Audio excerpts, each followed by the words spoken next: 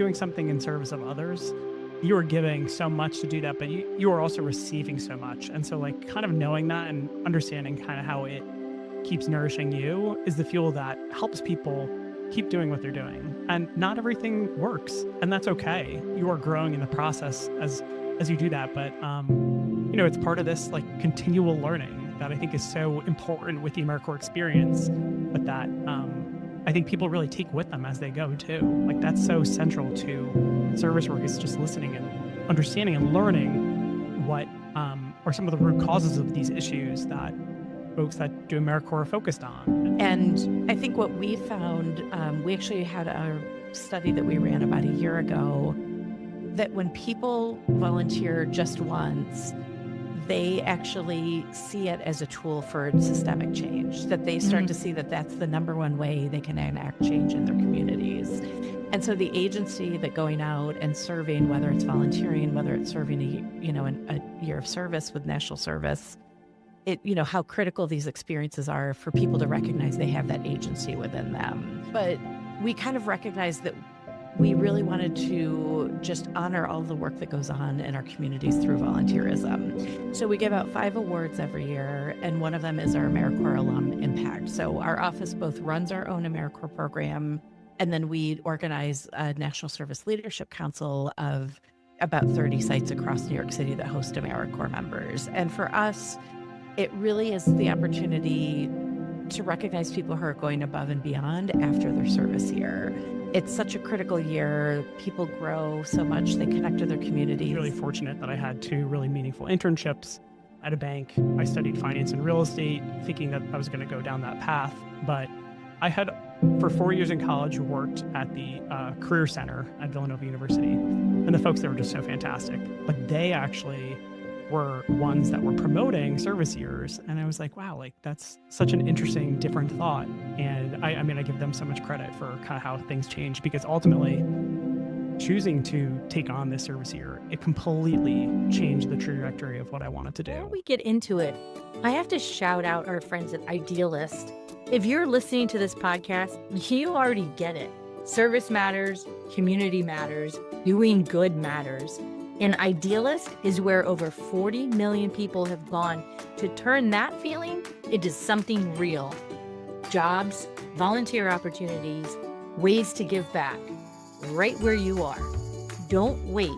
Go check out the link in the show notes right now. Explore the possibilities. And then, of course, come back for this incredible service story. Welcome back to another episode of the AmeriCorps Connections podcast, where we lift up stories of AmeriCorps alumni to reflect on their service year and talk about how they're still getting things done. And this team that you're going to meet, we just got stuff done, technical difficulties, but we made it work because we're AmeriCorps alums.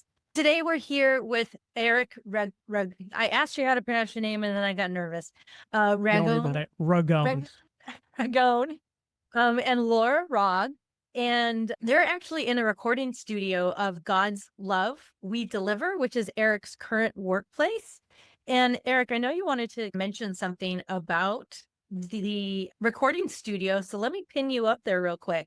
Tell us about that beautiful studio of yours. Hey, Nikki, thank you so much for having us. This is so exciting to be with you.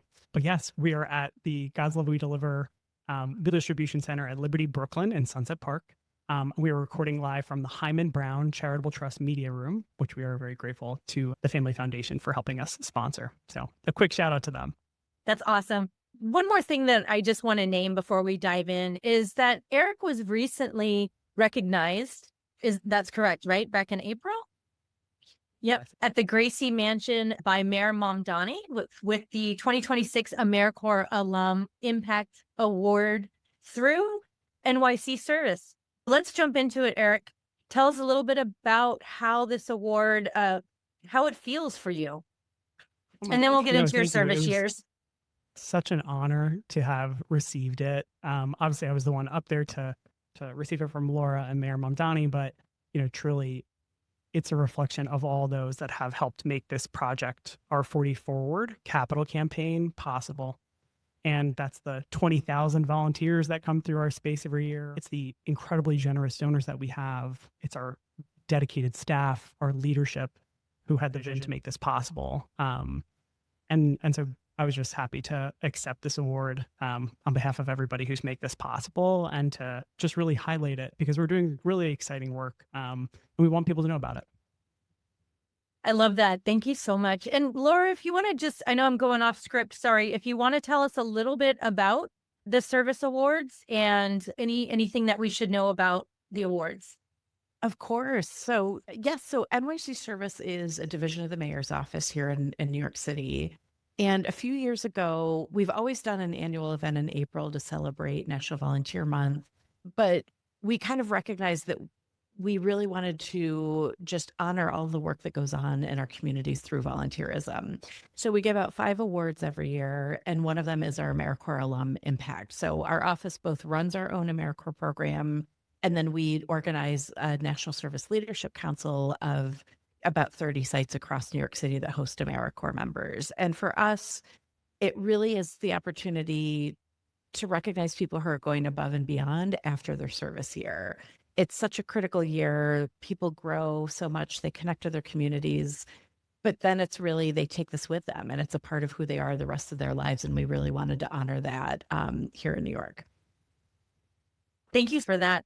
When we met earlier and we spoke, Eric, you had mentioned that you just deferred a full-time job offer to do a year of AmeriCorps service, which is unprecedented, right? What was going through your head at that moment, and what made you say yes to the service year?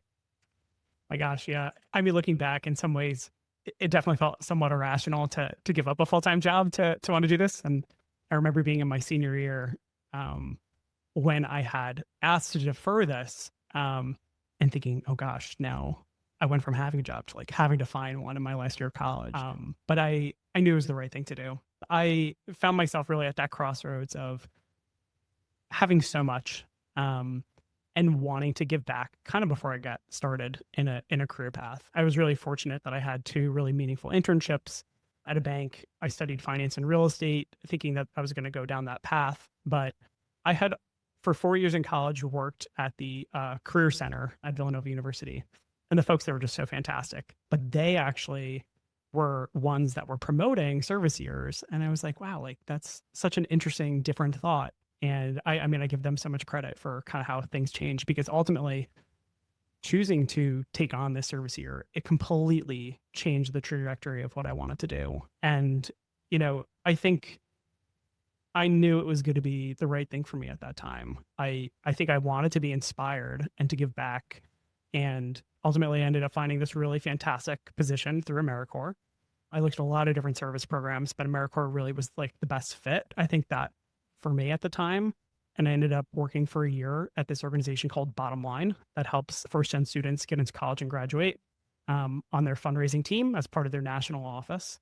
And I mean, I went from thinking that my career was going to be really focused on finance and real estate to I developed like a love for fundraising and philanthropy more than that. And so had an amazing year with Bottom Line, but then made good on my offer to return really to the financial services space, but in a philanthropy role. I was really fortunate that I was able to kind of like wiggle my way into this position that was focused on ESG, environmental, social, and governance work, and corporate philanthropy. And that was so much more meaningful for what I wanted to do. And anyways, it ultimately led to me taking on work that had to do with philanthropy advising in a role after that. And then ultimately to where I am today, returning to fundraising and development, which is something I knew I always wanted to do, I think since that year with Bottom Line. But I kind of kept saying, if I find the right organization and the right opportunity, and I had known about God's Love We Deliver for a very long time. And so when I saw this opportunity to come on board to help with their capital campaign for this next big chapter of the agency, I said,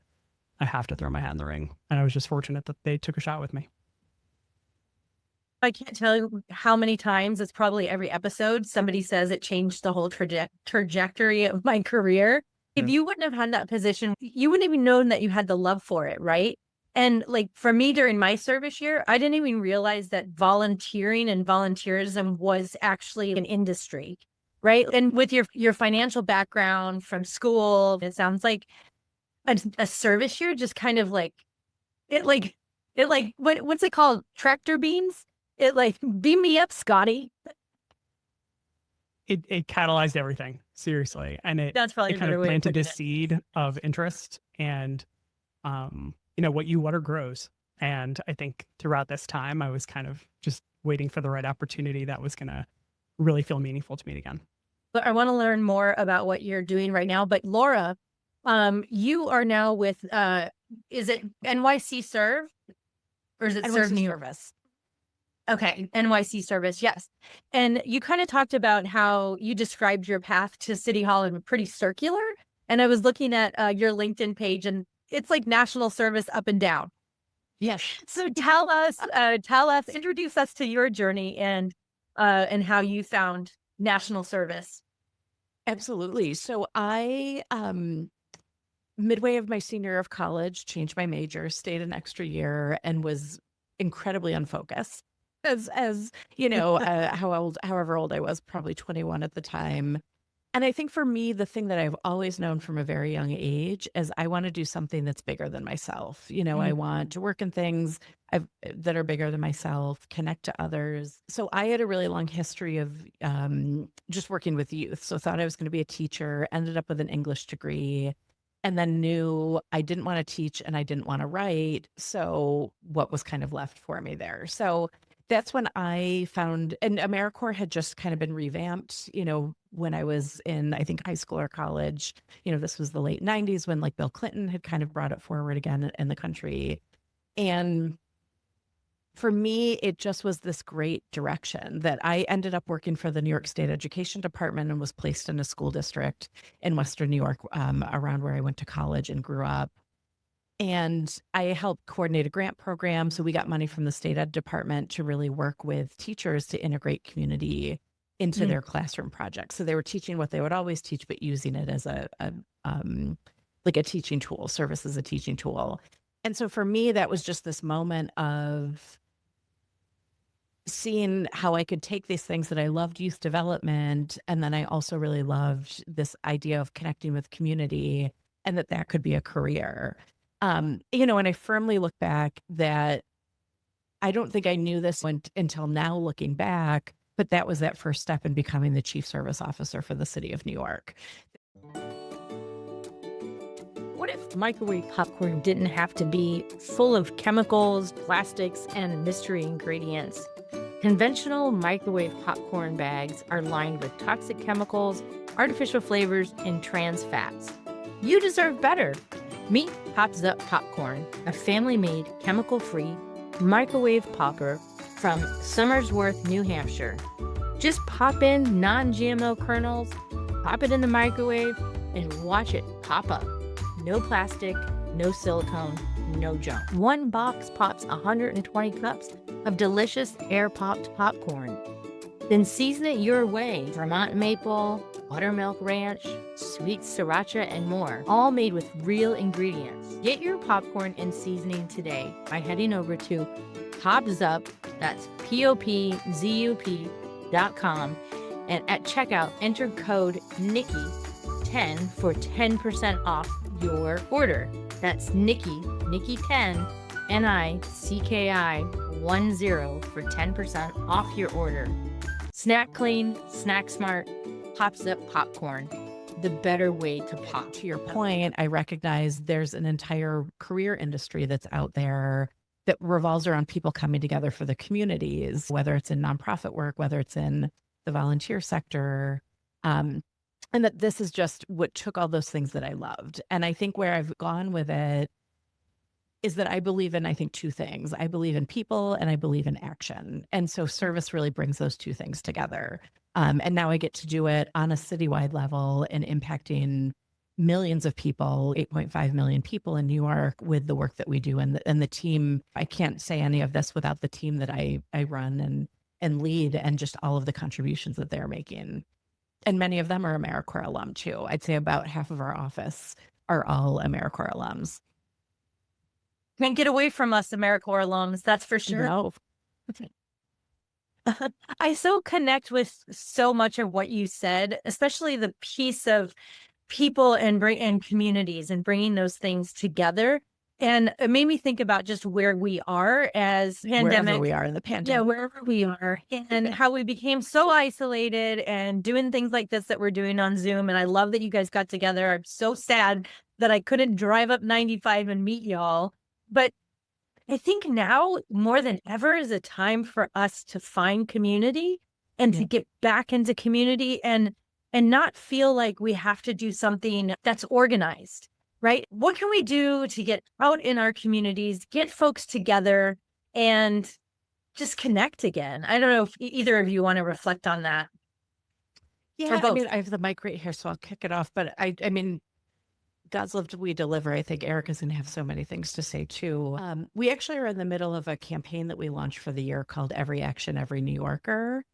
And the idea is just having people take action and pledge to take action at some point in 2026.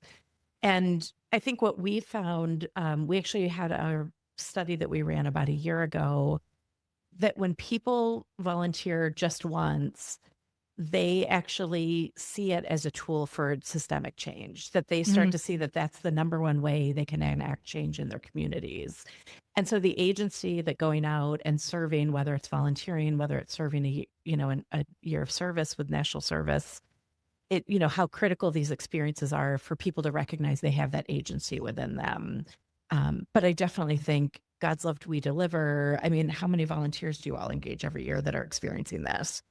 It's incredible. I mean, 20,000 per year come through our doors in our kitchen in Soho, in our Michael Kors building. It is one of the largest industrial kitchens in New York City. And now we have our brand new meal distribution center at Liberty Brooklyn and Sunset Park, where we've welcomed close to 3,000 people in this location just since the start of the year, when we had a ribbon cutting in January. But, I agree so much with what you're saying. Finding community, especially now, it's so important. And there are places like God's Love and so many incredible organizations throughout New York City and the country that have these opportunities for folks to engage with. Our doors are always open 6 days a week. But these are places to find community. We have regulars every day that are there, once, twice a week. And I don't know, I'm just such a firm believer that when you give back and pay it forward, you just get so much more that you may or may not realize from that experience. So yeah, can't echo that enough. I remember when I was coordinating volunteers and working with volunteers, there were those regulars. They were the ones that showed up early or stayed late or volunteered to do the whole event or whatever it might be. And they always had so much knowledge. So let's jump into it since the mic's in front of you, Eric. Let's jump into what you're doing now, and let's talk about your campaign and what do we need to know about God's Love, We Deliver. Yeah, well, let me start just a little bit about the organization for people that aren't familiar.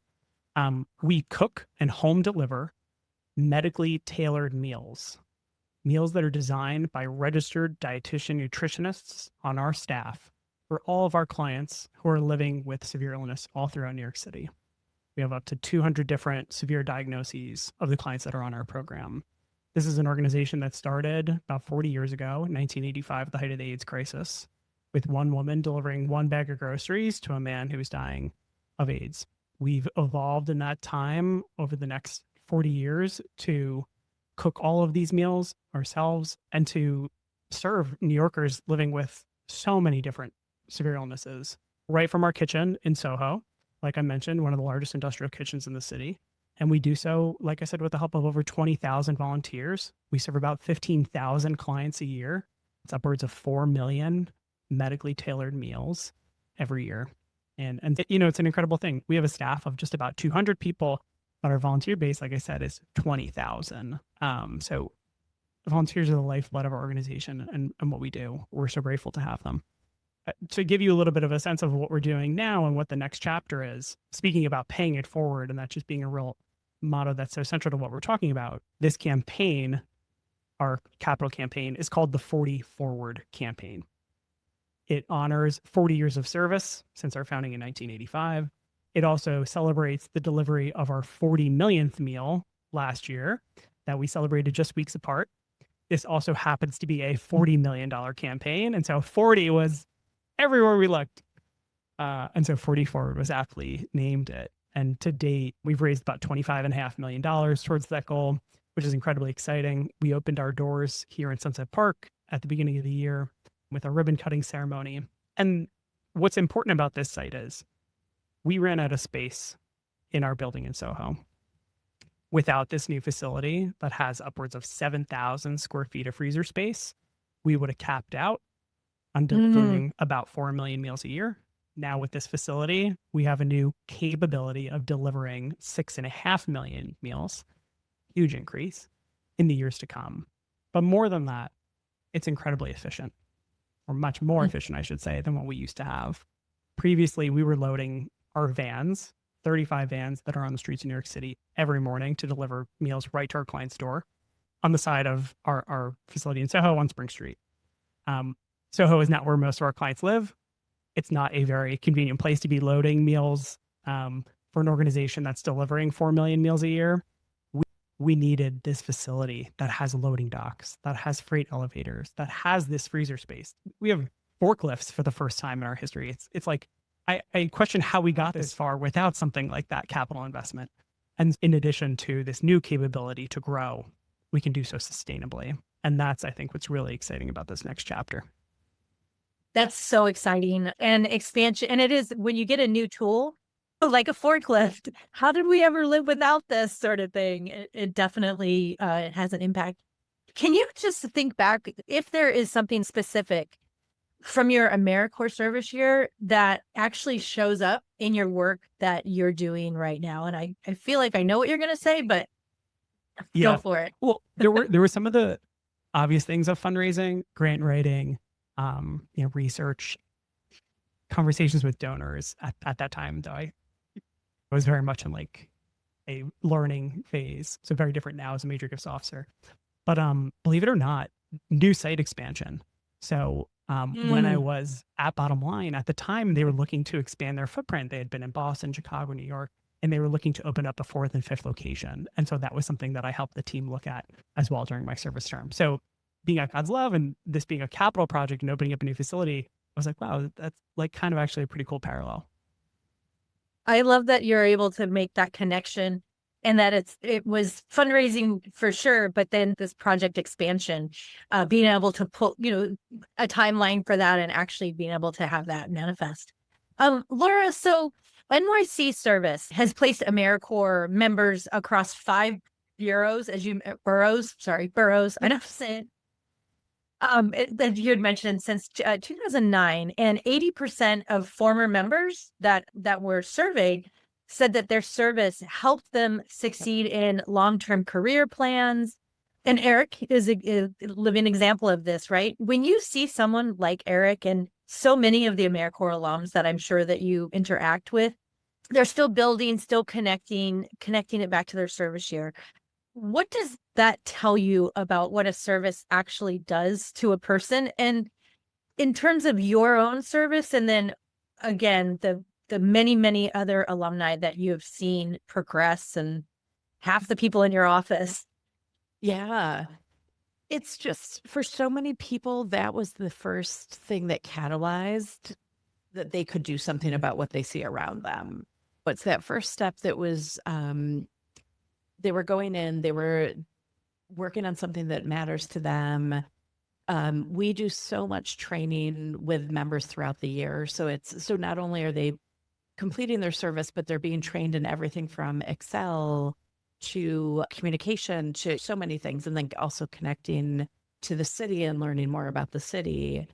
And so I think that it's such a moment, and more than a moment because it's 10 to 12 months, but it's this way to see the world differently. You start to see things behind the scenes, how they operate, especially our members who are in nonprofits and in city government. You just see the city from a completely different angle. And I think that's what allows people to see, again, everything we do in the city is a group of people coming together to just figure out what we do in the moment to respond to what is happening and what the needs are.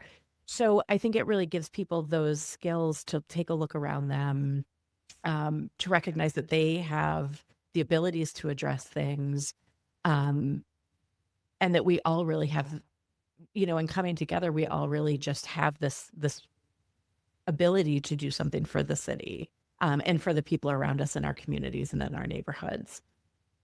Along the lines of those folks that are serving right now, and you place how many folks? You said We do 150 every year, and we have, I think, over 4,000 alumni at this point since the start of our program. That's amazing. So the people that are serving or people that are listening to this, they right now they actually might be in mid-service year or just finishing, and they're just not quite sure what they built. What do you wish that someone had told you at the moment of mid-service or end of service that you wish somebody would have told you, and what do you want them to know now? So Laura, we'll start with you, and then Eric, if you want to reflect. I think my big thing is it's all about putting one foot in front of the other. That I think we look at changes in the world and in the community, and they feel so big. And I think also I was somebody who really struggled to kind of find my path at first, and felt like I was very unfocused and doing a bunch of things and just trying to figure that out. And I think literally both in your service year and in general in life, it's let me just put one foot in front of the other. And I think about this a lot. I've done a big hiker, and a number of years ago did a couple like very big mountains. And I remember you get about halfway up and you wake up in the morning, you're like, oh my God, I don't think I want to do this today. But you can't turn around and go back. Like literally, it's easier to go up and to come back down. And that was where it really, to me, was like, those were the days where I'm like, I'm looking at my feet, I'm watching one foot go in front of the other. And I think that that's truly both AmeriCorps and any experience in life. Just figure out what is the next thing that you have to do. How do you get to the next decision you have to make? How do you figure out what's next? Is really just, let me make the decision I need to make today. Let me fill out the application I need to fill out, and I can make that decision later. Or let me look at jobs. Today, I'm just going to look at a bunch of jobs and find what I'm interested in. Exactly. And then next week, I'm going to pick 5 of those jobs and start developing like cover letters for it. So it's really just breaking things down into things that you can handle along the way. That's so reassuring. I mean, I feel like you were just a life coach for me, Laura, as a reminder, because tasks are so big, right? And I love how you broke it down. I'm just going to look for jobs today. It can be so overwhelming, or a project during my service year, something that it was actually after my service year that I reflected on. I thought about how my service year was crossing a river with different size rocks. And some rocks were small, so I had to go fast. And other rocks were a little bigger, so I could like rest, reflect on where I was, look at where I'm going. But you had to keep going forward because like you said, I don't want to go down the mountain or go back across the river. I wanted to get to the other side. What you said is just reassuring. If somebody's in their service year right now or finishing up, and you have and even just for life. So Eric, if somebody was going through their service year right now or finishing up, what do you want them to know? And what do you wish somebody would have told you? Yeah. I mean, commit to continuing, commit to yourself that you can do this, or that there will be a next chapter. Like when you're doing something in service of others, you are giving so much to do that, but you are also receiving so much. And so like kind of knowing that and understanding kind of how it keeps nourishing you is the fuel that helps people keep doing what they're doing. And not everything works, and that's okay. You are growing in the process as you do that. But it's part of this like continual learning that I think is so important with the AmeriCorps experience, but that I think people really take with them as they go too. Like that's so central to service work, is just listening and understanding and learning what are some of the root causes of these issues that folks that do AmeriCorps are focused on. And when you continue that afterwards, just always commit to yourself that like you will continue and do it, and that there will be new chapters when it's in service of other people. It reminds me of a philosophy we had when I was doing yoga training. It was called fail flamboyantly. So we were doing inversions. So headstands, handstands, other things. And our instructor told us, Like, this is where you want to fail flamboyantly in this training. And if you fall out of a pose, don't hold yourself real tight. Like, just let yourself go, because if not, you're so rigid. And I think that what you said, Eric, about not everything's going to work, but commit to finishing, right? Commit to the goal. And I was thinking, after I asked you guys that question, I'm like, one of the things that I always say to service members in the middle of their service year or towards the end, just finish. So I like how you encourage folks to finish, and then also that just try things. And just like, this is the beginning. This is oftentimes like a lot of folks' first introduction to service work. And so, like, commit to a new beginning. There's always another chapter that you can open up and continue to do really good work. And so, yeah, let nothing stop you. Laura, did you have something to add there? I mean, I would just say the same thing, where when you look at AmeriCorps, the beauty of it is that it's 10 to 12 months, depending on what program you're in, Yes. usually. And it's this idea of, like, even if it's hard, even if it's uncomfortable, usually you can look back and be like, okay, it was hard and it was uncomfortable, but I also got through it. And in a lot of ways, it actually was tolerable. It might not be great. It might not be fun. But at the same time, like, you could tolerate it and you could get through it. And I think that's such a key piece too, that teaches you as you move forward, that when situations are hard, they oftentimes are tolerable. And it teaches grit, and it teaches those ways that you get through things.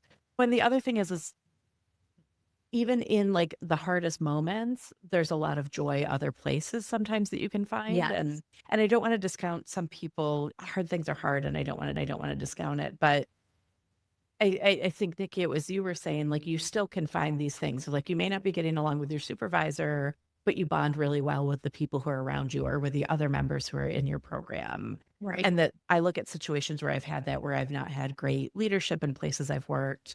But I'm still, like, some of my closest friends are the people that I made in that, or my colleagues are still some of the closest friends that I made in that process. Or it just teaches you how to handle difficult situations, because the further you go in your career, the more that you do. I mean, literally, rising in leadership just means that you are dealing with a lot more, you're problem solving constantly. And that those are the things that you're taught early on about how to approach problem solving and how to recognize this is just a part of doing the work and doing your job, is you are the problem solver. So how do you really approach that as you go forward? That makes so much sense. And again, this is just great life advice. Yes. I feel like I needed this conversation today. Yes. I think we all do in this period of time. Sweet though. I think you guys may have answered my final question that I have here for both of you. So I'm going to ask you this first. Is there anything else that you want the listeners, and if the people are viewing on YouTube, they can see, again, the beautiful studio brought to you by The Himan Brown Charitable Trust. Is there anything that you want viewers and listeners to know about what you're up to, who you are, anything? Gosh, I mean, I would just say, as you're thinking about service work, AmeriCorps, I think, really introduces you to your impact, but a career in it multiplies that. In whatever sector you find it. And you can find service work in so many different areas in your career and also outside of your career. And I'm so grateful to have had that in so many different places that I've gone to, where philanthropy has really been the focus, and to be in the position that I am at now, working and serving at this organization that I care so deeply about. And so, yeah, I mean, just a blanket push for, if you are interested in learning more about God's Love We Deliver, glwd.org, or /40forward if you want to learn more about what we're doing with our 40 Forward campaign. If you live in New York City or you're stopping by, our doors are always open and we'd love to have you.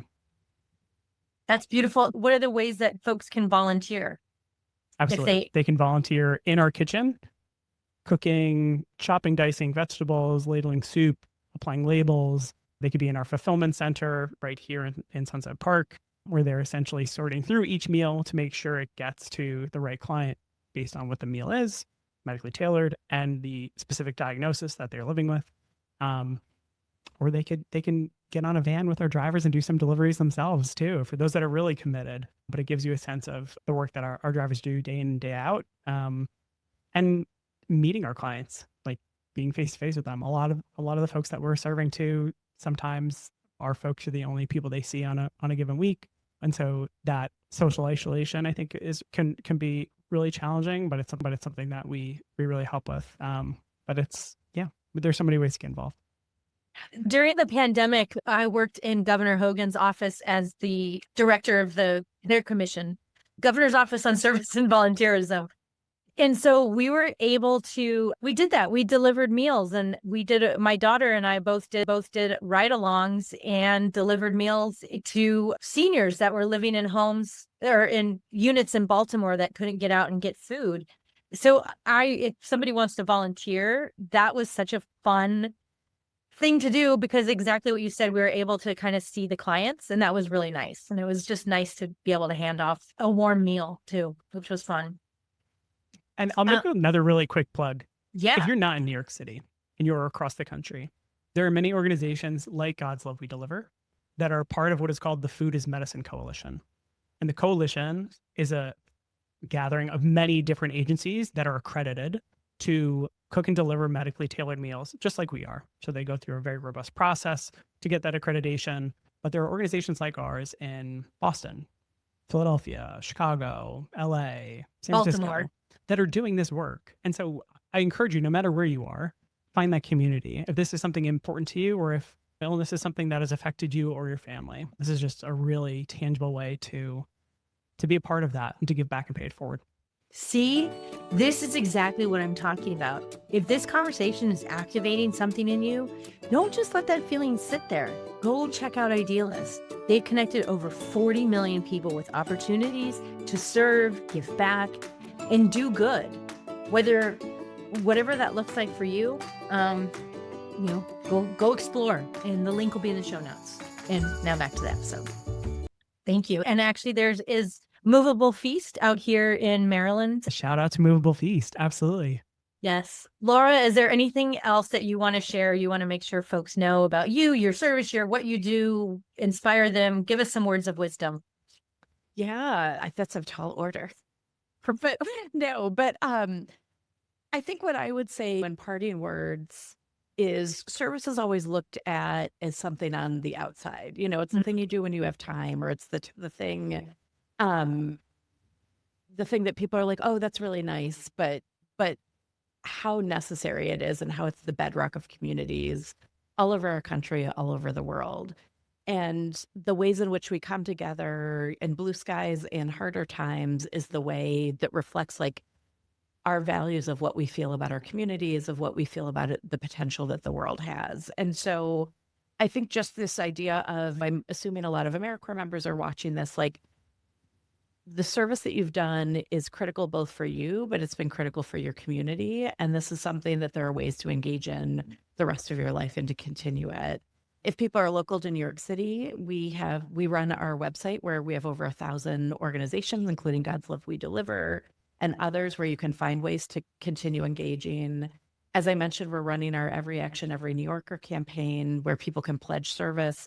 We also have had so many partners, community building partners, reach out and are supporting. So if you pledge an act of service, we have things with the Whitney and the Met where you can go and actually experience the museum with other volunteers. We have coming up this summer, we have a lot of volunteer nights at the Cyclones, which is a baseball team here, the Brooklyn Football Club. We have the Staten Island Ferry Hawks, which are another baseball team.